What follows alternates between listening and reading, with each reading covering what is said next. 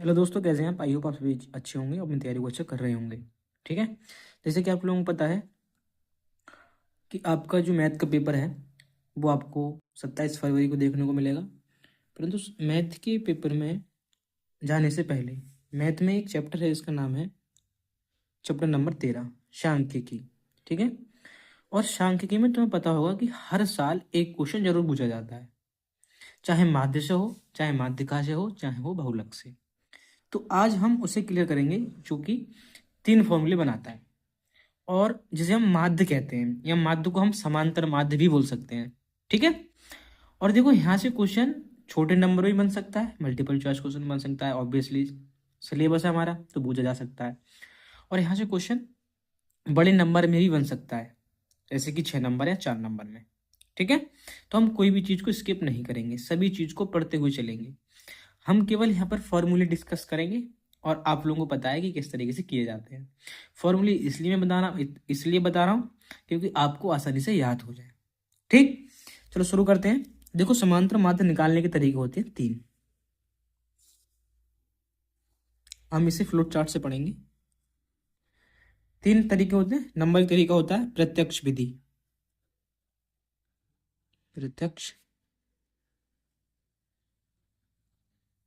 Number 2 होता है कल्पित विधि।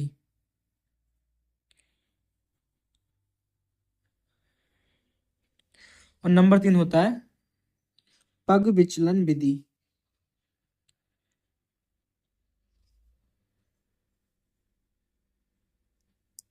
ठीक है। हम 3 विधि से अपना समांतर माध्य देख सकते हैं: प्रत्यक्ष विधि, कल्पित विधि और पग विचलन विधि। इन तीनों के फॉर्मूले भी अलग अलग होते हैं, तो हम केवल फॉर्मूले डिस्कस करेंगे क्योंकि आप लोग भूल न जाएं।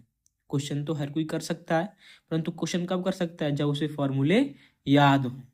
ठीक है। क्योंकि अब हमारे पास इतना टाइम है नहीं कि हम फुल डिटेल वीडियो लेकर आएं और एक बंद वीडियो में पूरा समझा दें। समझा पॉसिबल भी है, परंतु ज़्यादा इस तरीके से समझाना पॉसिबल नहीं है, क्योंकि हमने पूरी साल तैयारी की है और पूरी साल की तैयारी को हम केवल अपनी अब रिवीजन के आधार पर ही सही कर सकते हैं। किसी भी अनएक्सपेक्टेड वीडियो देख कर या फिर कोई भी ऐसी वीडियो देख कर कि एक वीडियो में सब चीज़ खत्म हो जाएगी, हम सब पूरी मैथ ओवरऑल समाप्त हो जाएगी, ऐसे हम अफवाह नहीं फैलाएंगे। हम केवल इसके फॉर्मूले डिस्कस करते हैं और फॉर्मूले बहुत ही आसान हैं और उन फॉर्मूले में लगाकर हम सवाल भी कर सकते हैं, जैसे कि एग्जाम्पल में आपकी किताब में दे रखा होगा। प्रत्यक्ष विधि क्या होती है उसे समझते हैं। ठीक है। तो प्रत्यक्ष विधि का फॉर्मूला होता है, अगर हम समांतर माध्य की बात करें तो समांतर माध्य को हम एक्स से दर्शा देते हैं, समांतर। ठीक है। सिग्मा एफ यानी कि पदों का योग इनटू पदों की संख्या बट्टे में पदों का योग। सिग्मा एफ इंटू एक्स बट्टे में सिग्मा। इस फॉर्मूले से हम क्या निकाल सकते हैं? समांतर माध्य। इसे बोलेंगे हम प्रत्यक्ष विधि। ठीक। यहाँ पर सिग्मा एफ क्या होगा? फ्रिक्वेंसी। एक्स क्या होगा? L1 और L2 का अंतर का आधा। सिग्मा एफ क्या होगा? पदों का योग, जो बारंबारता दे रखी होगी उनका योग। सिग्मा एफ इंटू एक्स, जो फ्रिक्वेंसी यानी कि बारंबारता होगी, जो हमने L1 L2 के अंतर का आधा करके निकाली होगी, उन दोनों की गुणा, और गुणा में जो योग आएगा उसे सिग्मा एफ से भाग कर देंगे। ठीक। अगला है हमारा कल्पित माध्य। कल्पित माध्य निकालने का फॉर्मूला होता है बराबर समांतर माध्य बराबर ए प्लस सिग्मा एफ इंटू में डी बटे में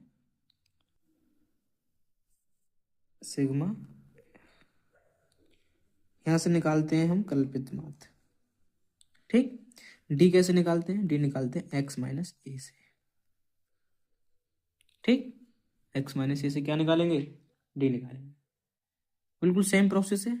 अच्छा, इन दोनों फॉर्मूले में कोई भी कंडीशन फिट नहीं होती। अच्छा, ये जो बच गया ना पग विचलन विधि, इसमें एक कंडीशन फॉलो होती है। इस कंडीशन में क्या फॉलो होती है कि जहां पर अंतर सेम हो, जैसे 10 से 20, अगर अंतर 20 से स्टार्ट हुआ है, 20 से 30, फिर अंतर 30 से स्टार्ट हुआ है, 30 से 40, तो उस वाले कंडीशन में हम पग विचलन विधि लगा सकते हैं। अच्छा, इन दोनों विधि में ये नहीं लिखा हुआ है कि इसमें अंतर सेम ही हो।